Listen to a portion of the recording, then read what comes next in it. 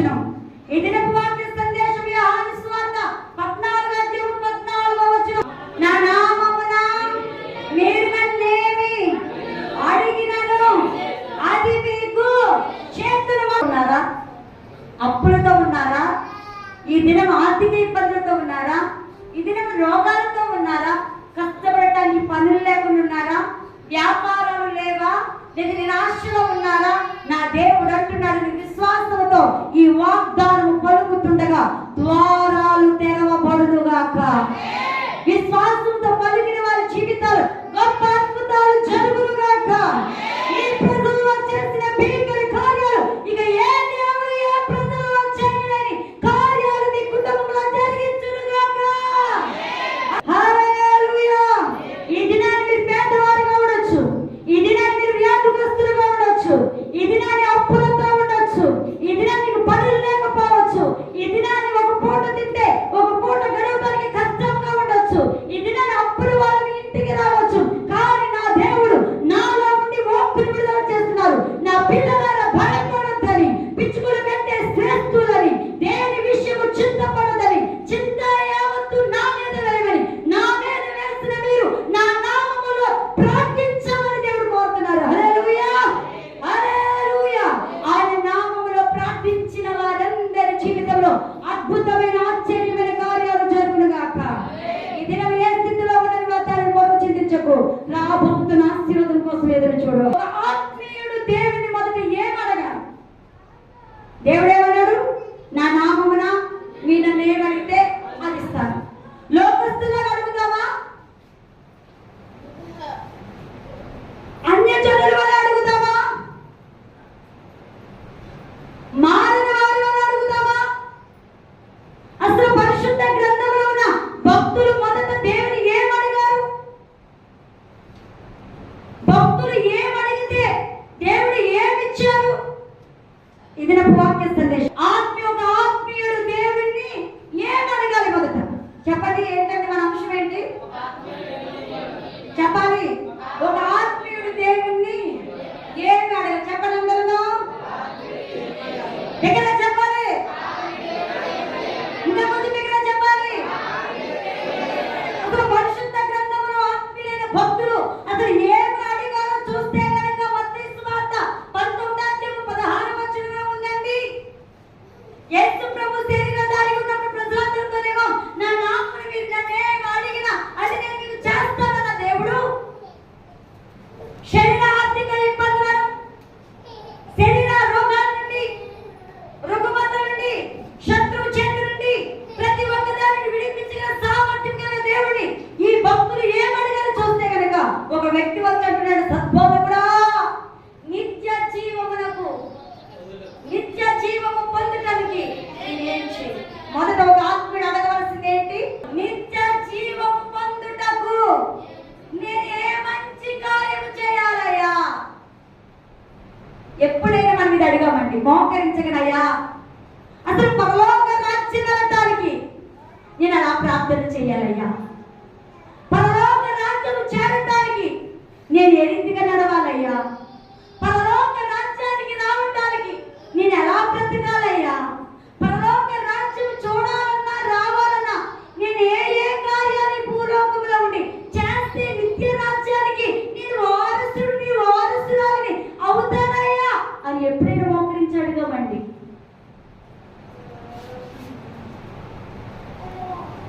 మనం మోకరించగానే అడిగేదేంటి?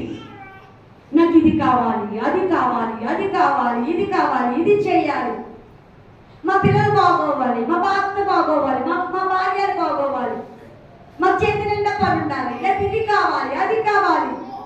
ఎప్పుడు మనం మోకరించగానే అడిగేదేంటి? ఈ లోక సంబంధమయ్యే అడుగుతున్నామే తప్ప అసలు దేవుడు కోరుకునేది ఏంటి?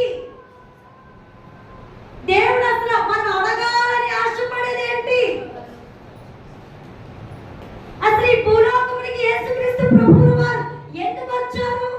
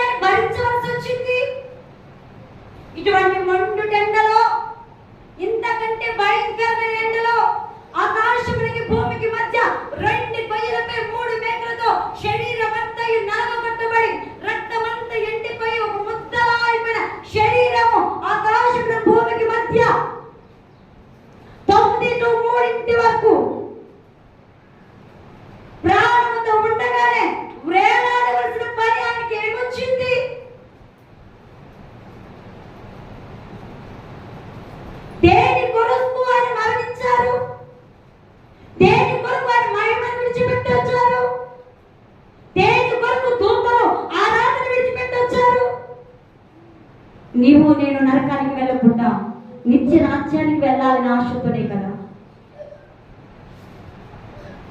ప్రభు వారి ఆశ ఏంటండి? ప్రభు వారి దృష్టి ఏంటండి? ప్రభు వారి యొక్క కోరిక ఏంటండి? ప్రభు వారి యొక్క ఉద్దేశం ఏంటండి? ప్రభు వారి ఈ దినాన్ని నిన్ను పుట్టించి ఆయుష్ ఆరోగ్యం ఇచ్చింది ఎందుకండి? నరకానికి వెళ్ళిపోవటానికి కాదు. నువ్వు నిత్య రాజ్యానికి ఏం అడిగితే అది ఇస్తాను నాన్న, నువ్వు నన్ను ఏం అడిగితే అది ఇస్తాను తల్లి అని అడుగుతుంటే మరి ఎప్పుడు కూడా లోక సంబంధమేనండి. మనకి ఎంత ప్రార్థన చేయనివ్వండి లోక సంబంధమే చేయనివ్వండి. మా పిల్లలు బాగోవాలి, మా కోడలు బాగోవాలి, మా కూతురు బాగోవాలి. రాజ్యానికి వెళ్ళటానికి నేను ఏ మంచి కార్యం చేయాలి ప్రభువా అని నేను అడిగానక్క అన్నవారు దేవుని స్తోత్రం చెప్తారు. ఎవరి బిడ్డ అంటున్నాడు, అయ్యా నిత్య జీవానికి వెళ్ళాలంటే నేను ఏ మంచి కార్యం చేయాలి? ఈ దినాన్ని మనం అడుగుతున్నామండి. అయ్యా నిత్య రాజ్యము పోవాలంటే, నిత్య రాజ్యము రావాలంటే, నీతో పాటు పరలోకములో ఆ మహిమ రాజ్యములో ఆ బంగారు వీధులలో నేను తిరగాలంటే, ఆ రాజ్యానికి చేరడానికి ఈ భూలోకములో శరీరధారి ఉండగా ఈ లోకమని తిరుగుతున్నాను, కానీ నాకు నిత్య రాజ్యానికి వెళ్ళటానికి నేను ఏం చేయాలి ప్రభువా అని సంఘమా ఈ దినా నుంచి ప్రతిదినం మనం అడుగుదుముగాక. ఈ ఎవరి బిడ్డ అడిగాడు కానీ చాలా చెప్పండి. ఈ ఎవరి బిడ్డ అడిగాడు, అయ్యా బోధకుడా నిత్య రాజ్యానికి వెళ్ళడానికి ఏం చేయాలో చెప్తావా? నువ్వు నిత్య రాజ్యానికి వెళ్ళే మార్గాన్ని చూపించగా సత్యవంతుడు అని నీ వాక్యములో అధికారముతో అభిషేకముతో కూడిన మాటలు నేను గుర్తెరిగి ఎందుకు వచ్చానయ్యా? నిత్య రాజ్యానికి పోవాలని నేనేం చేయాలంటే నరహత్య చేయకు, దొంగతనం చేయకు, ధర్మశాస్త్రంలో ఉన్న 10 ఆజ్ఞలు పాటించడం. అది చిన్నతనాన్ని నుంచి చెప్పన్నట్టుగా భార్య దశ నుంచి నేనేం చేస్తున్నాను? ఆ 10 ఆజ్ఞలు నేను పాటిస్తున్నాను. మరి ఇంకేంటి ప్రభువా, నేను నిత్యరాజ్యానికి వెళ్ళిపోవచ్చా అంటే దేవుడు అంటున్నాడు, నీకు ఒకటి కొద్దుగా ఉంది, నీకు ఒకటి కొద్దుగా ఉంది. ఆ ఒక్క కొద్దువే కనుక తీసుకుని నన్ను వెంబడిస్తే నిత్య రాజ్యానికి వారసుడు. ఏంటి ఆ కొద్దు అంటే? ఆ బిడ్డకి ఏముందంట? దానము ఆస్తి ఎక్కువగా ఉందంట. ఏముందంటమ్మా? డబ్బులు మన తప్పని నేను అన్నాం, డబ్బు మీద ఆశ ఉండకూడదు. అర్థమవుతుందండి? హల్లెలూయా. దేని మీద ఆశ ఉండకూడదు? డబ్బు ఉండొచ్చు కానీ డబ్బు మీద ఆశ ఉండకూడదు. డబ్బు మీద ఆశ ఉందనుకోండి, ఈ వేవన బిడ్డ కరెక్ట్ వయసులో వచ్చాడు వేసే దగ్గరికి, కరెక్ట్ గానే ప్రశ్న వేస్తాడు, కరెక్ట్ గానే వేస్తూ ప్రభు సమాధానం చేస్తాడు, కానీ కరెక్ట్ అయిన రూపు తీసుకోండి. నీకున్న ఆస్తిని అమ్మి పేదలకు ఇచ్చినది వెంబడించయ్యా అన్నారు. ఈయనంటే వ్యసన పడ్డాడంటే, ఇంత ఆస్తిని అమ్మి పేదలకు ఇచ్చేసి ఏమి లేని వాడిగా నీ వెనక తిరగాల అనే స్థితిలో వ్యసన పడటం, వెనక్కి తిరిగే నిత్య రాజ్యం వరకు అడుగు పెట్టాడండి. ఇంకా దాటమేనండి ఆయన పని. ఆ గుమ్మం దాటే పని ఎంతుంది, కానీ ఒకే ఒక్క నిర్ణయం తన జీవితాన్ని నరకానికి వెళ్ళిపోయేటట్టుగా చేసింది. ఆ కుమారుడికైతే ధనమును బట్టి నిత్య రాజ్యానికి వెళ్ళకుండా నరకానికి వెళ్ళిపోయాడు. మరి మనకేం లోట్లు ఉన్నాయి? నాకు ధనం లేదు కదక్క, ఏ పూట నా పూట కష్టపడుతున్నాను కదక్క, నా పరిస్థితి ఇది కదక్క. దేవుడు అంటున్నాడు, ఆ కుమారుడికి ధనం ఉంది, ఆ ధనం మీద ఆశ ఉంది కాబట్టి ఆ కుమారుడు నిత్య రాజ్యానికి దాన్ని వదులుకోలేక నిత్య రాజ్యానికి వారసులు అవ్వలేక నరకానికి వెళ్ళిపోయాడు. కానీ నీలో ఉన్న పాపము, కోపము, ద్వేషము, అసూయ, కక్ష, భేదములు, విమతములు, మత్సరములు, క్రోధములు, విగ్రహారాధన, లోపత్వము, ఇతరులు ప్రేమించలేకపోవటము, ఏదో ఒకటే మనలో ఉంది. ఏదో అన్ని విడిచిపెట్టేస్తాం మనం, కానీ ఒకటే ఉంది. ఆ ఒక్కటి విడిచిపెట్టి తేనే కానీ నిత్య రాజ్యానికి చెప్పాలి దగ్గరగా. నీలో అన్ని లేవన్నీ పాపాలు విడిచిపెట్టేస్తావు, కానీ ఒకే ఒక పాపం ఉంది. ఆ పాపాన్ని విడిచిపెట్టి ఎక్కడికి వెళ్తామండి మనము? రెండో మాట చూస్తున్నామండి, అపొస్తలుల కార్యము 16వ అధ్యాయము 30వ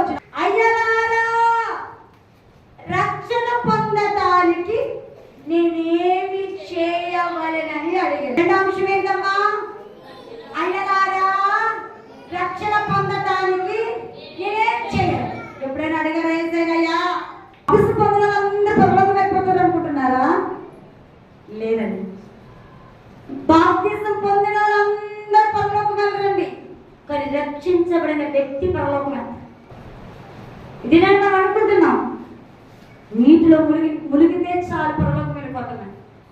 అది జస్ట్ టిక్కెటే, పరలోకం వెళ్ళటానికి టిక్కెటే. కానీ యాత్ర ఉంది. ఏమన్నామా? ఈ యాత్రలో రక్షించబడాలి. ఏం చేయబడాలి? బాప్తిసం పొందిన అందరూ పరిశుద్ధంగా ఉంటారా? బాప్తిసం పొందిన అందరూ ప్రార్థన చేసేస్తారా? బాప్తిసం పొందిన అందరూ డైలీ వాకింగ్ చేసేస్తారా? ఏ సంఖ్యలో రావాలి మనము? బాప్తిసం అన్న మెట్టు కడగాలయ్యో. ఎక్కడికి రావాలి? రక్షణలోనికి రావాలి. రక్షించబడి ఒక రోజుతో అవుతుందా? చెప్పాలి. రక్షణ ఒక రోజుతో అవుతుందండి. చెప్పాలి గట్టిగా. రక్షించబడి ఒక రోజుతో అవుతుంది. ప్రతిదినము ఈ పోకడ పోయేంత వరకు కూడా అనుదినం ఏం చేయబడుతూ ఉండాలి? నశించుచున్న వారికి సిలువను కూర్చిన వార్త వెళ్తాను. రక్షింపబడిన వారు అంటారు అక్కడ. సతీంది ఎక్కడ? రోమపత్రిక కోసం రోమపత్రికలో ఉంటుంది. రక్షింపబడుచున్న వారికి అంటారు. రక్షింపబడిన వారంటే ఒక రోజుతో అయిపోతుందండి. కానీ రక్షింపబడుచున్న వారంటే ఎలా ఉన్నారు? రక్షింపబడుచున్న వారు మాత్రమే ఎక్కడికి వెళ్తారంట? పరలోకం. ఎక్కడికి వెళ్తారంటండి? ఒక అధికారి పౌలు గారిని అడుగుతున్నారు, అయ్యా బాప్తిసం పొందాలంటే ఏం చేయాలని అడుగుతారంట. రక్షణ పొందటానికి నేనేమి చేయాలి? మొదటి వ్యక్తి ఏమన్నాడండి? నిత్య రాజ్యానికి వెళ్ళటానికి నేనేం చేయాలి? ఈయన అడుగుతున్నారు, అయ్యా రక్షణ పొందాలంటే నేనేం చేయాలి? ఈ దినాన్ని బాప్తిసం ముందు పొందేస్తున్నామండి. రక్షణ తర్వాత వస్తుంది. కానీ చేయడానికి రక్షించబడ్డారయ్యా. మీ జీవితంలో జరిగిన కార్యాలను చూసి ఈ క్రీస్తు శక్తివంతుడు అని తెలిసిందయ్యా. ఈ క్రీస్తు బలవంతుడు అని తెలిసిందయ్యా. ఈ క్రీస్తు మామూలు దేవుడు కాదని తెలిసిందయ్యా. ఈ దేవుడిని హృదయపూర్వకంగా అంగీకరించి ఈ లోకం నుండి, ఈ పాపం నుండి, ఈ మనుషుల నుండి, ఈ ఆచారాల నుండి, ఈ అధికారం నుండి నేను పక్కకు తొలగి నా దేవుని కొరకు ప్రత్యేకంగా జీవించాలని ఆశపడుతున్నానయ్యా. రక్షించబడాలంటే ఇది నన్ను ఎవరు అడుగుతున్నాము? మోకరించగానే ప్రార్థన వస్తుందయ్యా. రక్షించబడటానికి నేనేం చేయాలి? నా ఆత్మ రక్షించబడాలంటే నేనేం చేయాలి? శారీరకంగా సంఘములో సంఘస్థులతో సేవకులతో ప్రజలందరూ చూస్తుండగా బాప్తిసము పొందాలి కదయ్యా. నా ఆత్మకి ఇంకా విడుదల లేదయ్యా. నా ఆత్మకి ఇంకా రక్షణ లేదయ్యా. నా ఆత్మకి ఇంకా విమోచన లేదయ్యా. ఈ ఆత్మ రక్షించబడాలంటే నేనేం చేయాలి? ఇది నా టీవీ చూసేవాళ్ళు, సీరియల్ చూసేవాళ్ళు, సెల్ ఫోన్లు పిచ్చగా చూసేవాళ్ళు. మీ హృదయం ఎలా ఉందో చెప్పమంటారా? రక్షణ లేని హృదయముగా ఉంది. బాహ్య సున్నతి అయినది అనగా బాహ్య బాప్తిస్తమైనది కానీ ఆంతర్యం సున్నతి కాలేదు. నా ప్రభువు అడగమంటున్నారు ఏమంటే, రక్షణ పొందాలంటే ఈయన అడగకే మన పేదరికం, ఈయన అడగకే శత్రువు మన కుటుంబంలో ఏర్పాటు చేస్తున్నాడు. ఈయన అడగకే మన జీవితాల్లో శత్రువుని అపవాది తాండవాడుతున్నాడండి. శత్రువు చేతికి మనం మన కుటుంబాలు అప్పగింపబడటానికి వీల్లేదండి. ఏ దినానికి మనం ఓడిపోవడానికి వీలేదు. శత్రువు దగ్గర ఎప్పుడు శత్రువు దగ్గర గెలుస్తూనే ఉండాలంట. హల్లెలూయా. క్రైస్తవుడంటేనే గెలిచేవాడు. ఎవరండి? చెప్పాలి గట్టిగా. క్రైస్తవుడంటేనే గెలిచేవాడు. ఓడిపోవడం అన్నది దేవుని గుణంలో లేదు. ఆయన పిల్లలమైన మనలో కూడా ఉండటానికి వీలేదు. హల్లెలూయా. అరే నా కసి అదే. ఏదైనా చేసినా దేవుడి కొరకు ఏదైనా ముందుకెళ్ళినా నా ఆశ ఏంటంటే నేను ఓడిపోకూడదు. నన్ను నమ్మి నీ పిల్లలు ఇస్తున్నవే ఆ పిల్లలు ఓడిపోకూడదు. మమ్మల్ని బట్టి నీవు ఓడిపోవడానికి వీలేదు. అనుక్షణం మమ్మల్ని బట్టి నువ్వు గెలుస్తూనే ఉండాలి ప్రభువా. మేము గెలవాలని ప్రార్థన చేస్తాను. హల్లెలూయా. కానీ గెలవాలంటే నువ్వు అడగవలసింది ఏంటంటే యెహోవాకు సంబంధమైన ఆటోమేటిక్ తెలుస్తారు. మొదట అడగవలసిన నిత్యరాజ్యాన్ని నేనేం చేయాలి? రెండోది, అయ్యా బంధించబడిన నా అంతరాత్మ పురుషుడు రక్షించబడాలంటే నేనేం చేయాలి?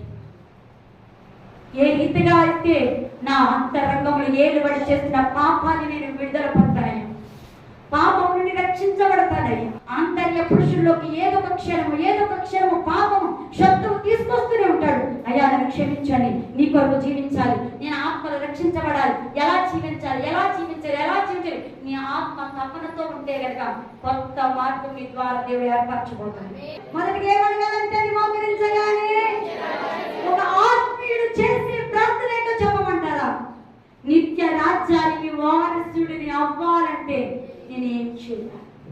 రెండోది, ఒక ఆత్మీయుడు దేవుని అడగవలసిన ప్రార్థన ఏది అంటే నా అంతర్య పురుషుడు రక్షించబడటానికి నేనేం చేయాలి? మూడవది ఉంది, టైం అయిపోతుంది, చూపించేసి ముగించి వచ్చే వాళ్ళని చెప్తాను. అది అపొస్తలుల కార్యం 22:10 ఉంది. అపొస్తలుల కార్యం 22:10 అప్పుడు నేను ప్రభువా నేనేమి చేయవలెనని మొదటి ఏంటండి? నిత్యరాజ్యానికి వారసుని అవ్వాలంటే నేనేం చేయాలి? రెండోది, రక్షణ పొందడానికి నేనేం చేయాలి? మూడోది ఏంటండి? నేను నీ కొరకు ఏం చేయాలి? అడుగుతున్నాం ఎప్పుడన్నా? ఎప్పుడు కూడా మనం అడిగంతలాగా అనుకుంటుమే. నువ్వు ఇచ్చేయి, నేను నింపేసుకుంటాను, నువ్వు ఇచ్చేయి, నా కొరకు నింపేసుకుంటాను అనే స్థితిలోనే కాదు, ప్రభువా నన్ను రక్షించడం ఎందుకు, నీ కొరకు నేను చేయాలి. పౌలు గారు అడుగుతున్నాను, ఈయన ఒక హానికరుడు, దోషకుడు, హింసకుడు. అసలు క్రైస్తవులు అంటేనే అటువంటి చిన్న పిల్లల్ని చూడకుండా చంపేసే వ్యక్తి. అపొస్తలుడైన పౌలు ప్రార్థన ఏంటో చెప్పమంటారయ్యా? నేను మీ కొరకు ఒక ఆత్మీయుడు దేవుని సన్నిధిలో మోకరించగని అడగవలసిన 3 అంశాలు. మొదటిగా నిత్య రాజ్యానికి వెళ్ళటానికి తినేచ్చు. రెండవది రక్షణ, ఆత్మ రక్షణ. శరీరకి వాపసు పోతారయ్యా, కానీ ఆత్మ పాపంలోనే ఉంది, ఆత్మ లోకంలో ఉంది. అది రక్షించబడాలంటే తినేచ్చు. మూడవది రక్షించబడ్డానయ్యా, నిత్య రాజ్యానికి అనుదినము మార్గాలు సిద్ధం చేసుకుంటున్నానయ్యా, నేను అసలు నీ కొరకు ఎందుకు పుట్టించాను? ఆకాశపు వాక్కలను విప్పి పట్టరాని దీవెనల చేత సమృద్ధి చేత మిమ్మల్ని మీ కుటుంబాన్ని తృప్తిపరచును గాక, మీ చేతి పనిని ఆశీర్వదించును గాక, మీ గర్భఫలాన్ని ఆశీర్వదించును గాక, మీ వ్యాపారాన్ని ఆశీర్వదించును గాక, మీ వ్యవసాయాన్ని ఆశీర్వదించును గాక, మీ పనులను ఆశీర్వదించును గాక, మీ వాహనాన్ని ఆశీర్వదించును గాక. మీ పిండి పిస్తు తొట్టి, మీ నూనె బుడ్డి ఎప్పుడు కూడా ఉప్పుకుతున్న పాత్రగా